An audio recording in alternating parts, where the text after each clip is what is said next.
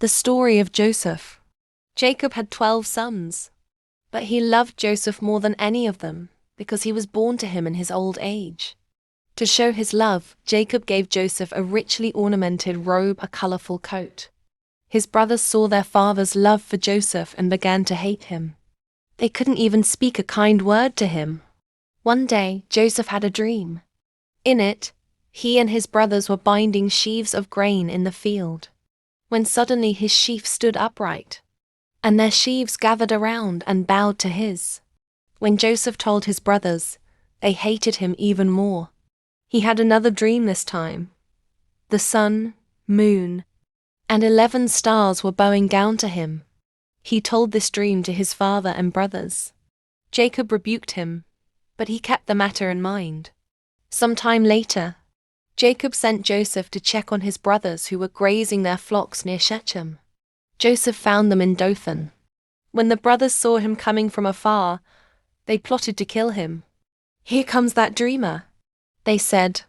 "Let's kill him and throw him into a pit." But Reuben, the eldest, tried to save him. "Let's not kill him," he said. "Throw him into this pit in the wilderness, but don't harm him." His plan was to rescue Joseph later and return him to their father. When Joseph reached them, they stripped off his coat and threw him into the empty cistern. Then they sat down to eat. As they ate, they saw a caravan of Ishmaelites coming from Gilead, headed to Egypt. Judah said, "What will we gain if we kill him? Let's sell him to these traders." So they sold Joseph for 20 pieces of silver. And the Ishmaelites took him to Egypt. The brothers took Joseph's coat, dipped it in goat's blood, and brought it to their father, saying, "We found this. Is this your son's robe?" Jacob recognized it and mourned deeply, believing his beloved son was dead. Joseph in Egypt. The Ishmaelites sold Joseph in Egypt to Potiphar, an officer of Pharaoh and captain of the guard. The Lord was with Joseph, and he prospered. Potiphar made him overseer of his house. But Potiphar's wife desired Joseph and tried to seduce him. Joseph refused, saying, "How could I do such a wicked thing and sin against God?" One day, she grabbed his cloak and tried to force him. He fled, leaving the cloak behind. She then falsely accused him of assault. Potiphar, believing his wife, threw Joseph in prison. Even in prison, God was with Joseph. He found favor in the eyes of the prison warden and was put in charge of the other prisoners. Joseph interprets dreams. While in prison, Pharaoh's chief cupbearer and baker were also imprisoned. Both had disturbing dreams one night.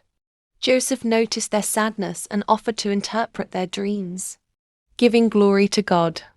To the cupbearer he said, "In 3 days, Pharaoh will restore you to your position." To the baker he said, "In 3 days, Pharaoh will lift off your head and hang you."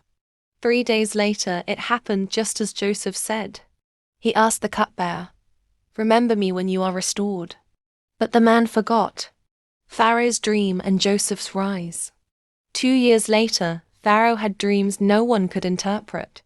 In one, 7 fat cows were eaten by 7 skinny ones.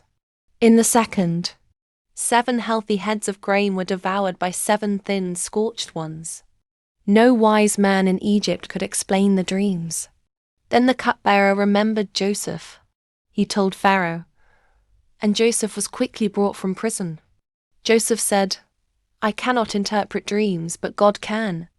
Joseph explained, "Both dreams mean the same thing. Egypt would have 7 years of plenty, followed by 7 years of severe famine." Joseph advised Pharaoh to appoint a wise man to store up food during the good years. Pharaoh saw the Spirit of God in Joseph and appointed him governor over all Egypt, second only to Pharaoh himself. Joseph was 30 years old. He married Asenath, the daughter of an Egyptian priest, and had 2 sons, Manasseh and Ephraim. During the 7 years of abundance, Joseph stored vast amounts of grain. Then the famine came not just in Egypt, but throughout the world. People came from far and wide to buy grain, including Joseph's own brothers from Canaan. Joseph reunites with his brothers. When the brothers came to Egypt, they bowed before Joseph, fulfilling his dream. But they did not recognize him. Joseph knew them and decided to test them. He accused them of being spies and kept Simeon as a hostage. He told them to bring back their youngest brother, Benjamin, to prove their honesty. Back in Canaan, Jacob was devastated. But the famine forced them to return. This time, they brought Benjamin. When Joseph saw Benjamin, he was overwhelmed with emotion, but still did not reveal himself. He arranged a test. He planted his silver cup in Benjamin's sack, and then accused them of theft. When the cup was found, the brothers were in shock. Judah offered to become a slave in Benjamin's place, showing real change of heart. At this, Joseph could no longer control himself. He wept loudly and revealed his identity. "I am Joseph. Is my father still alive?"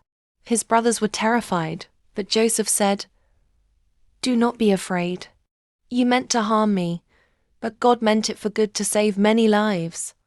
Jacob comes to Egypt. Joseph invited his father and entire family to Egypt. Pharaoh welcomed them and gave them the land of Goshen. Jacob saw his beloved son again and said, "Now I can die in peace, for I have seen that you are alive."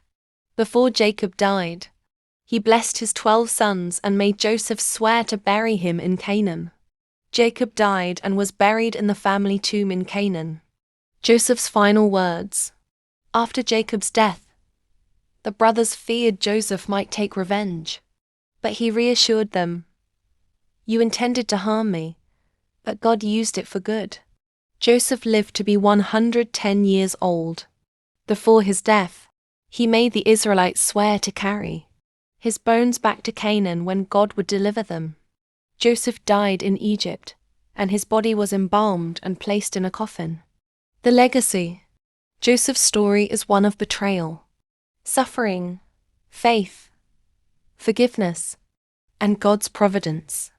From a slave to a ruler, he shows us how God can turn pain into purpose and use one person's faith to save nations.